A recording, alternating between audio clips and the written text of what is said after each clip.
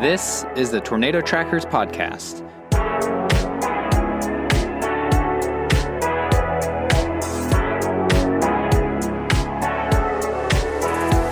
The Tornado Trackers are storm chasers Jeremy Heyman, Jeff Mangum, and me, Gabe Cox. Hey, I'm Jeremy. I'm Gabe. And I'm Jeff. Welcome to the Tornado Trackers podcast. We are so happy to have you here today. We have an amazing episode. We're so excited about our awesome guest. But this is a rare morning record for us guys. How you doing this morning, fellas? I'm doing okay. You might notice some background noise for Jeff and I. I'm getting currently some thunder sleet outside. So if you hear a rumble of thunder or little pieces of ice hitting the window, that is what is going on outside currently. It's spicing real. it up a little bit. It's not just in post. Yeah, that's really happening right now. That's pretty fun. Practical effects for the podcast. Yeah, we're hoping your power holds out for this record. The sagging power lines. Yeah. Oh, goodness. Tension, literally. Yeah. Gosh. Well, yeah, I feel like this morning record, I feel like I have a couple extra gears, to think and feel. We usually record at night, so I'm stoked. Yeah, so why don't we intro our guest? I'm so thrilled. Been thinking about this record for weeks and weeks. So yeah, let's just dive in. So Ginger Z is an Emmy award-winning certified broadcast meteorologist and the chief meteorologist at ABC News. No big deal. She reports on the nation's weather on Good Morning America and across ABC News broadcasts and digital platforms. Ginger has broadcast so many indelible severe weather moments, including from the devastated Jersey Shore after Hurricane Sandy, the aftermath of the Moore and El Reno tornadoes in Oklahoma, record-setting heat in Death Valley, California, and the absolute devastation of Hurricane Michael in Mexico Beach, Florida. She's also a New York Times bestselling author of 4 really wonderful books, her fascinating memoir, Natural Disaster, and her 3 wonderful young adult novels, the Chasing Helicity series. Ginger is also a mental health advocate and just a huge hero and inspiration to us tornado trackers. So welcome to the show, Ginger Z. What an honor. Thank you. Thanks for the great intro too. Yeah, this is great. Just talking to people who really know what I'm talking about. Like I named the book Natural Disaster. I cover them. I am one because it was the easiest title ever written because it really is just true.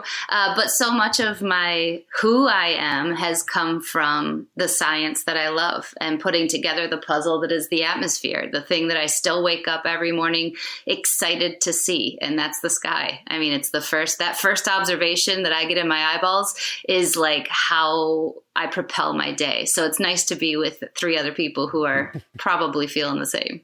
Absolutely. 100%. Yeah, love that. That's kind of, how we set our day, right? Set our mindset is, okay, what's going on outside, Yep. That's so true. So we love to ask all of our guests about kind of what are their storm chasing or weather fascination origin story is. We believe that, people like us who are obsessed with weather are born with like maybe a light switch in their brain that is maybe in the off position for a few years. And then something happens, right? And then that switch turns on and we become who we are in terms of being weather fanatics. So we would love to hear what is your weather origin story?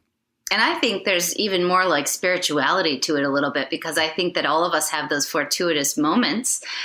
Sometimes they're as big as a F5 tornado or something that comes so close to our town. Yeah. Mine started because I was born in Southern California, which I don't know that I would have fallen in love with weather there because I haven't done an Orange County video over, and moved when I was very young to West Michigan.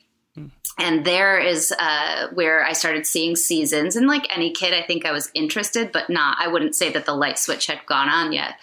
And then my parents divorced, and this is the best part of a divorce, is that my mom started dating our dentist, which I only mention in this story because the dentist had like dentist money, which was something we hadn't had. And he had a cottage on Lake Michigan, which is something you don't have unless you have dentist money. See, so we got to spend the whole summer at his cottage on Lake Michigan. We stayed there. I mean, aside from the weekends we went to my dad's, we were coastal, in Michigan at least. I would sit on that deck or in the sand and watch the storms come across. And it was a very stormy summer. I saw the power and the base of thunder. Like, I didn't know what I was looking at. I just saw lightning, and I saw these really intense structures, and I saw them coming closer to me. And sometimes they would peter out, and sometimes they would build stronger. And I started really wondering about the mystery of that power. And then often it would get to the point where, okay, Jen, Sean, you got to get inside. Like, this is no good. And then there was one particular day we saw a water spout. And that was a wrap. Wow. That was it. You don't see a water spout and then not get excited, or scared, or all of those feelings, in one. And I went back to third grade that next year, and we had the encyclopedias, and I just ran to the weather sections, to the water spout, to the tornado, anything I could get my hands on. And I'd say that the passion was born there. Incredible. Wow. That's amazing. What piqued your interest in even getting out there and wanting to kind of do this crazy thing we call storm chasing? Right. So I think it all really I would never have thought of it as get out of your house. I just thought you let it come to you, because that's what I always did. And I always enjoyed every moment that it was there when I was growing up, and mostly thunderstorms, And then I saw Twister, and Twister came at the exact right moment in my life that I was a teenager now. And it was 96 or 95? Something like that, 96, right? I think. 96, yeah. And so I would have been a sophomore and in high school. And what a perfect time to have an image of Helen Hunt. We always talk about how powerful imaging is. Yeah. And I could see myself in her, being that woman, leading the charge, fighting for what she wanted, talking the science, not knowing how bad the science was in that movie, right?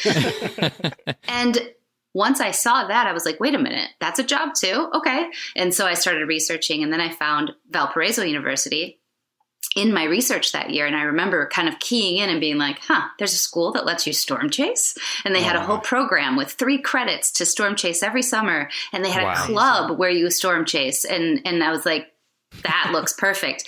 In the meantime, my junior year, the next year, we had 2 years, I guess it would be, the 98 derecho. It was between my junior and senior year. That's why it's confusing. And the 1998 derecho in West Michigan was pretty reminiscent of what we just saw in Cedar Rapids. 130 mile per hour winds. My town was wrecked. So many people were injured. The movie theater where I'd seen Twister, gone. Like that type of, it was just like, if I didn't get into meteorology, I don't know what was wrong with me. And so I went out of there after that event. I knew I was solidified that I loved the storm part, and storm chasing was going to be it. So that's what I went to school to do. I really anticipated going to get my master's and then PhD, and going and doing research in the field and being Joe, that's it. That's who I'm going to be. And so then I got to college and I started storm chasing. That freshman year, we did a day chase to Iowa. Nothing happened, but it was like the road. That's all that mattered, is that you were out there, and even like some half butt convection, good enough. It was like very exciting.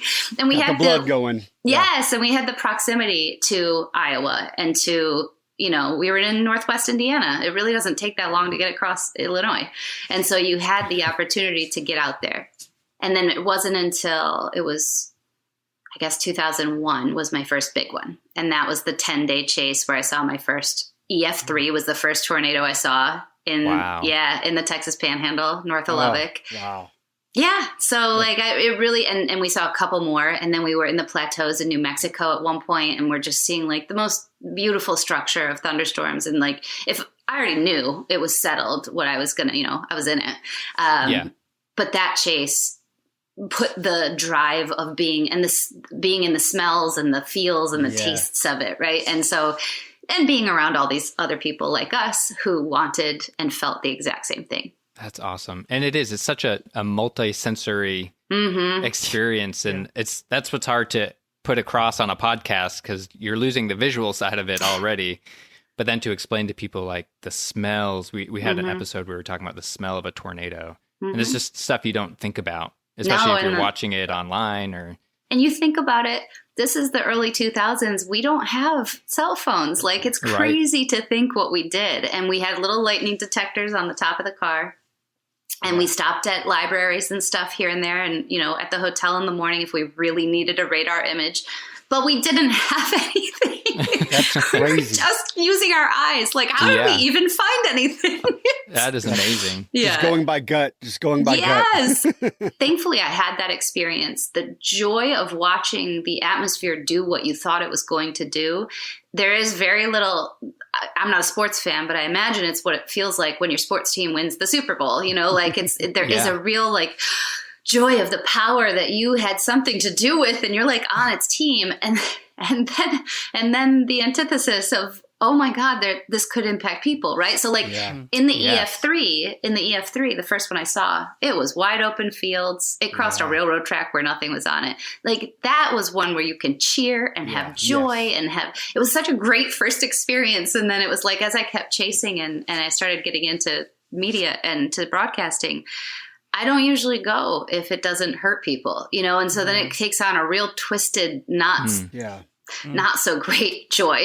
Yeah. No kidding. You even made mention of that in your book about when you covered Katrina, and kind of that first time where you felt that awe of nature and then the impact of people and telling their story, and just how it's kind of walking that line, and it's a weird tension. And that's obviously something you continue to have to grapple with. And I didn't learn that until Katrina. So between 2001 and 2005, when I'm working in my first couple jobs and I'm doing everything, I had great experience in knowing what a thunderstorm smelled and looked like and felt like. I didn't yet have the experience of knowing what it felt like with the people. And when I went down to Katrina, I can remember vividly thinking, God, I can't wait to see what a 22-foot surge line looks like. You think how kind of sick we are. All I'm thinking about is a line of water on a wall, but that's what we think about, right? And what does it do and the power of it? And I very much sound like my 3 and 5-year-old sons sometimes, and then the truck hits it, and then, they don't think with a heart or something. But I get down there and we get stuck like everybody else, and we had no food and no water, none, but we rationed out food and water for 7 days. We told stories 4 times a day. We were, it was 95 degrees. And within the first 24 hours, I went from what does the water line look like to, oh my God, that person has a snake bite and there's not going to be anybody here to help them for weeks. And then the next person comes up to me because I have a logo and that makes you official and says, when am I going to get my check? And I'm thinking, you're not going to have a mailbox for months. It all started to really settle. And I always say Katrina was my first big storm that I covered as a meteorologist on television, which is quite a baptism by storm surge for anybody. But it really gave me the harshest camp of changing my mindset from scientist to human. And it went from you just having the passion for my meteorology to having compassion, because storms are about humans and they're about humanity. Right.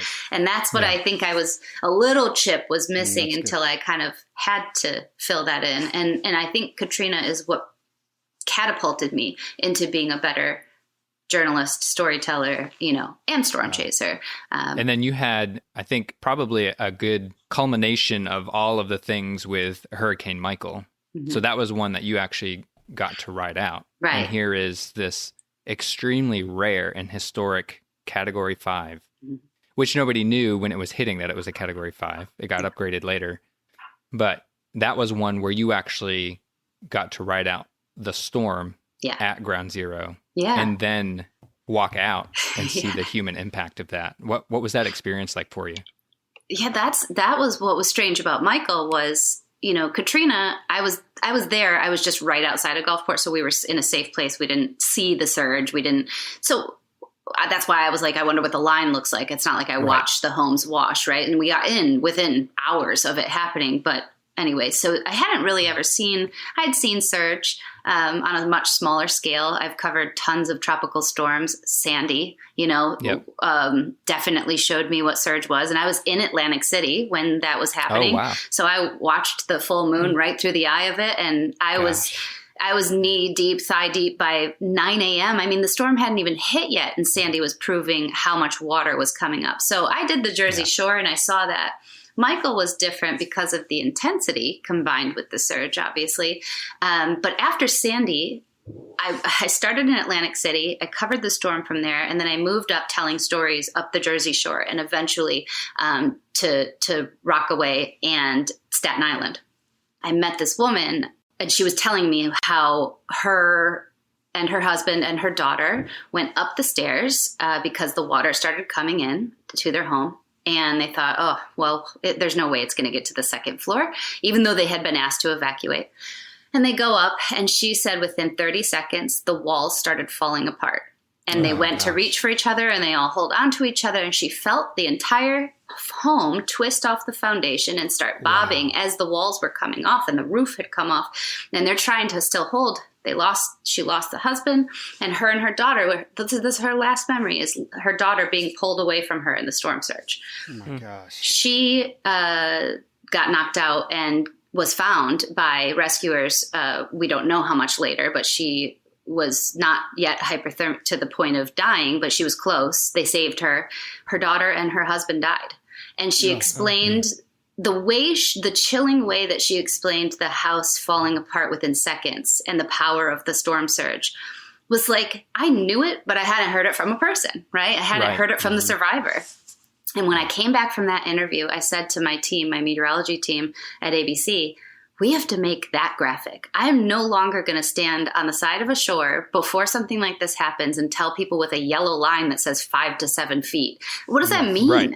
Like I didn't even know what that really meant. I knew it was powerful and I knew you had to look out for it, but I didn't know what it looked like in my house. So now I wanted to combine my scientific knowledge with now my human knowledge. And we made this 3D graphic that was stunning. I mean, it really showed what she told me. It twists off, starts breaking apart.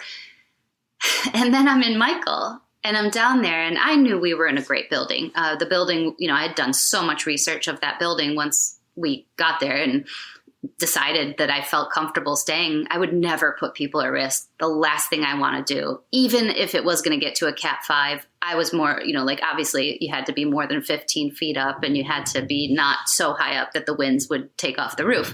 But the building was fully cement. It had windows, doors, not one window and door broke. I mean, this place was a fortress. Wow. It really was made for a Cat 5, probably higher. So that aside, I knew we were safe. But we start coming inside. We're doing special reports for ABC because we're still on the air, which was pretty amazing too. And I go to look at some data, and my producer says, Ginger, the ocean's in the street. Oh my goodness. Wow. Within that 10 seconds of me having looked down at the radar, the ocean not only was in the street, it was taking over the first level of the building we were in. And now I'm watching these homes that were lining the street ahead of me. And I go now, in the time that I go from the little living area to the bedroom of this condo we were staying in, I go over there. Sure enough, it twists the house off the foundation and it starts bobbing down the highway. And then I saw the walls fall apart.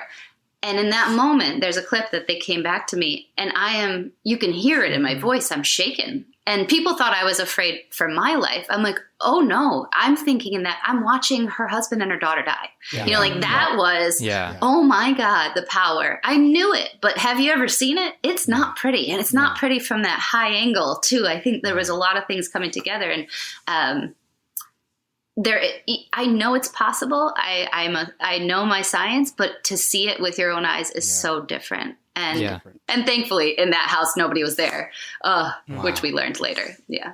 That's crazy. Incredible. Yeah. Ginger, you mentioned earlier kind of a spiritual connection to weather and to the natural world around you, and that's something we talk about a lot on this show as people try to understand ourselves in relation to these things we're fascinated with, and horrified by at the same time, right? There's this fine line. I'm curious, like what has been your journey in understanding yourself in relation to these events that you get to be, in the heart of? Like, what is that? Where are you kind of on that journey of discovery and understanding yourself? Because it's a complicated, messy thing. I feel like us three guys, we talk about it constantly, but we don't really understand it fully yet. Well, I don't think we're supposed to, right? I don't think that any of us get there, but it's the work that goes into getting there that I think is the beauty of life.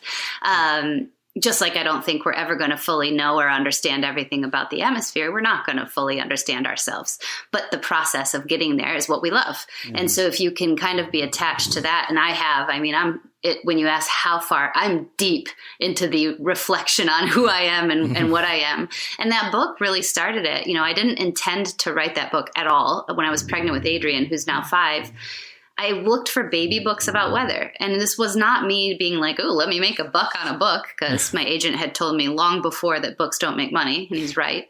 But it was because I felt like there was like a disservice to children, under the age of 5, that there wasn't really a lot of this volume of books and I thought, you know what, I'm not a writer, but I can handle that. Yeah. And so I thought, I go to a publisher, I've got a good platform, I can, do a baby book on weather. And I start telling her about this character I had developed, Helicity. And she's like, that sounds more like a chapter book. I really think you should write it. And I'm like, yeah, as I said, I'm not a writer. And she was like, well, why don't you try? And so I wrote. And then I came back with a couple of chapters and she was like, it's great, write a trilogy. And I was like, wait, what? So I'm getting to somewhere with the spirituality in this, in that sometimes I think it finds you, because as I was writing that, I'm explaining to her some of the events, the Katrinas, the things that I wanted to base Helicity's experiences on. And I realized that I don't just want Helicity to learn about the atmosphere. I want her to learn about life. Mm-hmm. I would love her to learn the lessons that it took me almost 40 years of chasing disasters, and the biggest disaster myself. I'd like her to learn those lessons within the trilogy of a couple of years in her teenage years, so that the reader could read and learn from those disasters. Because I've learned more about myself from coming away from those moments. And it's not just, oh, I'm grateful that I have everything and these people lost everything. It's deep. Yeah. You think about what humans do and their strength and who they are after a storm like that. Yeah. And then I get to be the front row seat to each one of those. So I was like, let me start using that in the book about Helicity. And in that, I start telling this publisher, editor, Wendy, she's wonderful. I start just being me and telling way too much private information. And I'm like, oh, and then there was the time I didn't get married. That was funny. And then she's like, tell me more. And so she starts telling me all these things. And at the end, I went to write a baby book about the weather, but I wrote a memoir about suicide and depression. Wow. How did that happen? Yeah. So here's where I've kind of come full circle in it. I couldn't have told you why I didn't become Joe or Helen Hunt necessarily, except that James Spann got into my story, and that's a whole different thing. But I do think that me being, if I can humbly say something that I think I've gotten good at in my career, it is translating or communicating science. And I say science instead of just meteorology, because I realized as I've gone through all these different jobs and places and been the station scientist for earthquakes on MSNBC, and even if I don't know everything about the science, I think I can take from the scientist who does and translate it. And so that's what my book became. It was me communicating the science of psychology. And that's what I've then, since that was published, gone on and spoke to different groups and started working with different people who are developing apps that could potentially save lots and lots of lives. And I'm not talking about from storms. I'm talking about from the storms of themselves. Yeah. And so there may be this inner spiritual reason that I'm doing this, and that I have these talents to be able to use them for both. And so in my next book, which comes out this next fall, I really go much farther into that. And it's a much deeper dive into my life. The first one was kind of like me light. And this is, this one doesn't hold back. Wow. I'm excited for that. Yeah. Very. I can tell you this, Ginger, from us 3 guys, all 3 of us have walked our paths of mental health and different varying degrees of mental illness. And that's actually been, your book was, it's interesting, our conversation even right now. It's one thing to find people that love storms because we have a peculiar passion that's, whenever you meet someone like that, you're like, yes.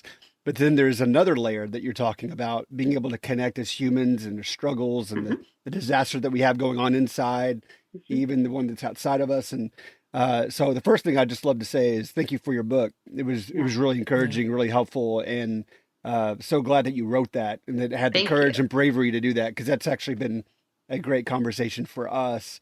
I'd love to talk about chasing Helicity a little bit too, because my teen angst came out reading that. Am I allowed to say that? And so I think what stood out to me was you have this character who is everything that all four of us were at that age to some degree, getting to meet a storm chaser or someone, I mean, all these desires with meteorology coming out.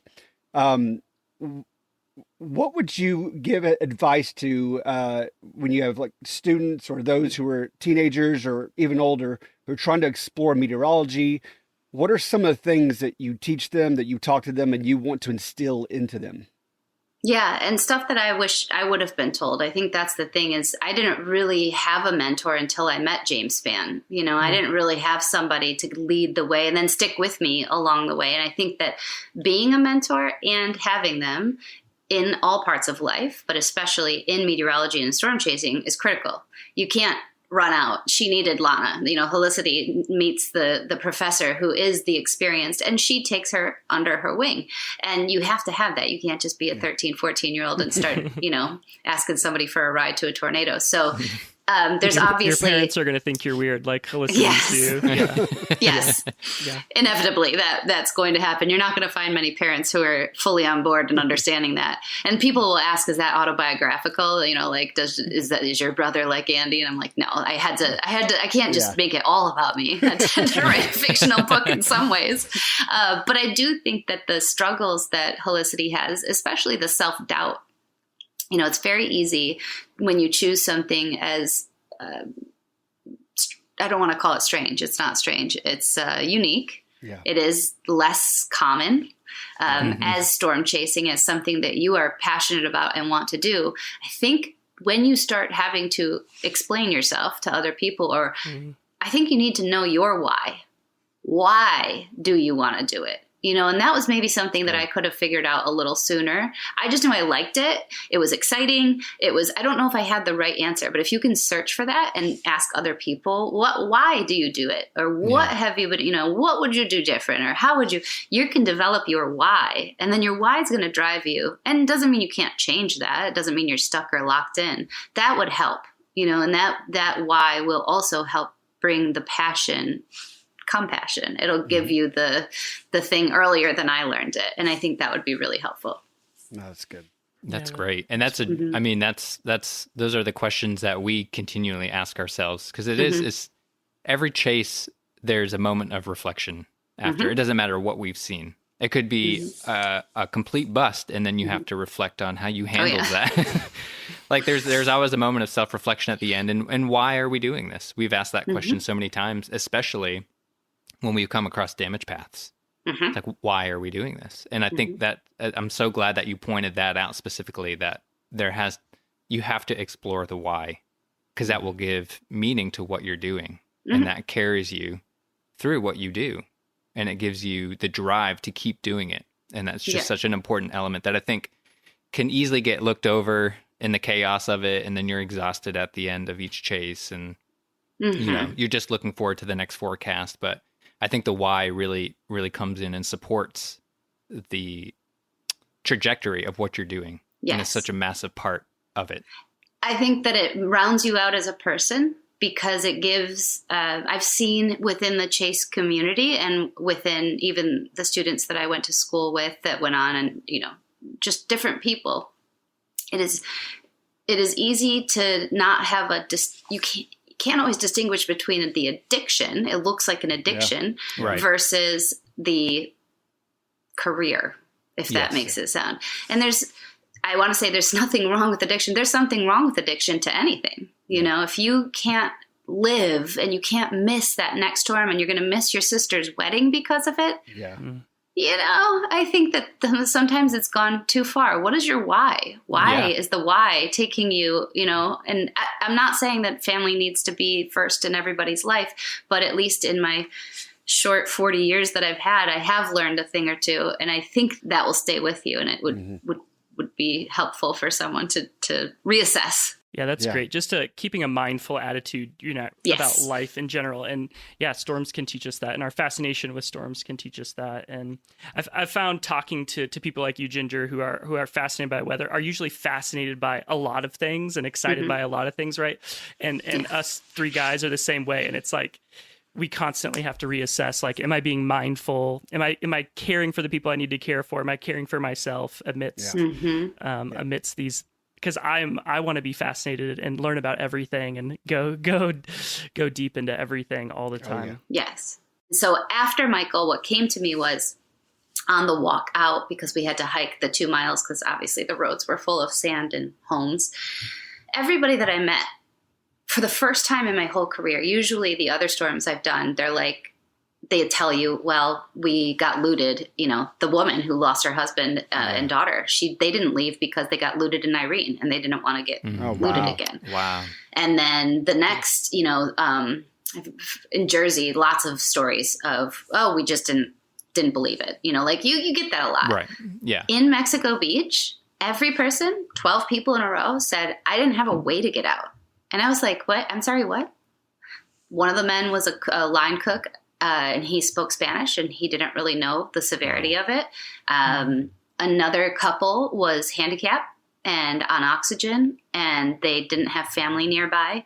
They survived by putting life jackets on and floating and then finding a boat to hold on to. Like, think of all these stories. And it really started motivating my why a little bit more to, I know where the storm's going. Obviously, I was there in Mexico Beach. Like, we know we're getting pretty good at pinpointing where to be. How are we not developing something where we have the exit before the exit, where we bring a bus in there and like, who needs help out? Yep. Like, can't I pair with Tesla and get an electric bus that saves people before the storm happens? Yep. And to make it selfish, for ABC, we plop a GoPro on their front door. Can we? And then we've got the video and any looters that come in here. There's stuff we can do. And maybe that's the power of my why that's starting to evolve. Yeah. And then if they say we don't want to go, okay, that's their own deal, But to meet all those people who didn't have a way out, that was one of the really most heartbreaking things I've seen. And thankfully they were, the ones I met obviously were alive. So. Wow. Gosh. Well, Ginger, you mentioned and you speak so well of the why, and it's caused me, I'm going to have to reflect after this, in terms of understanding my own why and my fascinations with weather. And I hope our listeners do too. I mean, this is just an amazing thing to contemplate and think about. Where do you see, or where do you predict your why that you have now taking you in your career, maybe over the next 10, 15, 20 years? I know you're doing a lot of wonderful climate change reporting right now. What do you see kind of, projecting out where kind of your fascinations and whys taking you? I'm so lucky. I do a show on Saturday mornings with Lytton, it's called Hearts of Heroes, and it is a reflective piece on these big storms or rescues, and it is from the perspective and through the voice of the hero, which we don't usually get to do because they're too busy in the moment. So when I cover a storm, I might do a quick interview with we just don't have the time, right? So this goes back, gives the time, and it's sponsored by a company that's out of Michigan, which is great because that's where I'm from. That's the company that I am wanting to, haven't even talked to them yet, so maybe I'm breaking my pitch here, but I would love to take something like that where they're a restoration company post-storm, so they're already in the same disaster world. Oh, wow. And do that rescue before the rescue with them, and there are stories in there, and there are human stories that we need to be told in there, and use this platform of ABC News and the power of that to really, hopefully, maybe start some sort of movement, because respecting weather and the responsibility of translating the science that needs to be respected has kind of been my goal from the beginning. But now I think I just have such great opportunities of pairing together and networking the people that could actually make the biggest impact. And not one of those 12 people should have been there and wouldn't have had to have been there. And I'd love to be the person that does that. And in the same time, get more video than all y'all, because I'm going to be putting it all over. I think that's going to be part of my future, at least in the weather part and storm chasing. Because I would love to also do something data-driven with universities for my It's Not Too Late series. There's a lot that I have scientifically I think that my next big foray has to be in the production of children's or youth programming for science, because Helicity gave me that entry, and the response has been so great. And I've had so many kids that maybe didn't love storms, maybe they were super scared of storms, and now this has helped them see the beauty of it. That's wonderful. That's really great. And super inspiring, too. I mean, like Jeremy said, I think all three of us are just going to go off and ponder our why this afternoon, because it's just, and I think, I know for me, it is constantly evolving. Mm-hmm. It's taking on maybe new meaning or different levels of meaning, but it's a constant internal conversation for sure. And there's part of that I find can be a little overwhelming, because I know that in my career, when I decided to get into television, I thought, if I'm going to do this, I'm going to go all out. I'm going to get to the top. And I made my goal, get to the network TV, right? And then I did that, and I got here, and I was like, this is it? Like, wait, there's so much more. And it almost felt like I started fully over. Like I had erased everything I'd ever done. I was starting over. And I almost feel like I'm almost 10 years in. And maybe this is just what age does. I don't know. My husband does once. I got a new earring, and he was like, are we okay? Is this midlife crisis time? Or like a streak of pink hair? Yeah.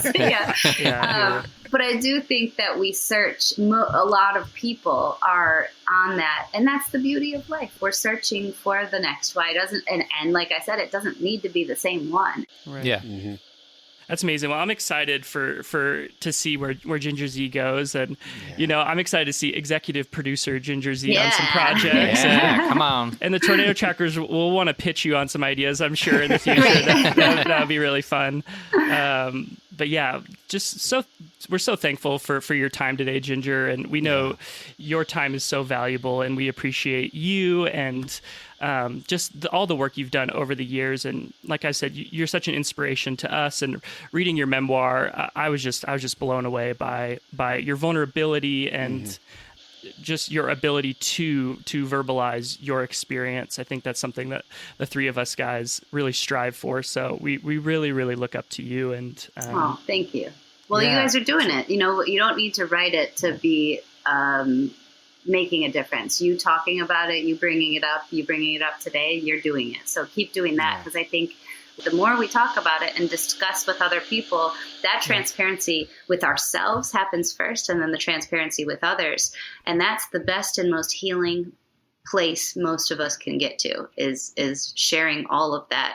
And whether it comes to science and responsibilities and whatever it ends up being, we just have to talk, get it out and communicate it. Right. And in a way, this type of thing, no matter what platform you're doing it on, you guys are doing the good work too. So thank you. Yeah, thank you for that. I appreciate that. That's wonderful. It means a lot. Well, thank you so much again, Ginger Z, for your time and just your wisdom. I hope this really inspired our audience to dive into their passions, but then also connect with the people around them and start to share their stories. Go out and buy Ginger's books. They are so fabulous. Her memoir, Natural Disaster, I cover them. I am one. Buy her Chasing Helicity trilogy. There's such wonderful, wonderful novels. Send us your storm stories too. You can submit those on Apple Podcasts. We love to read storm stories. We believe everyone has one. We'd love to read them on the show. Follow us everywhere at Tornado Trackers online. Follow us on YouTube at youtube.com/Tornado Trackers. Thank you so much for joining us on the Tornado Trackers podcast, and we'll see you in a couple weeks. Bye-bye.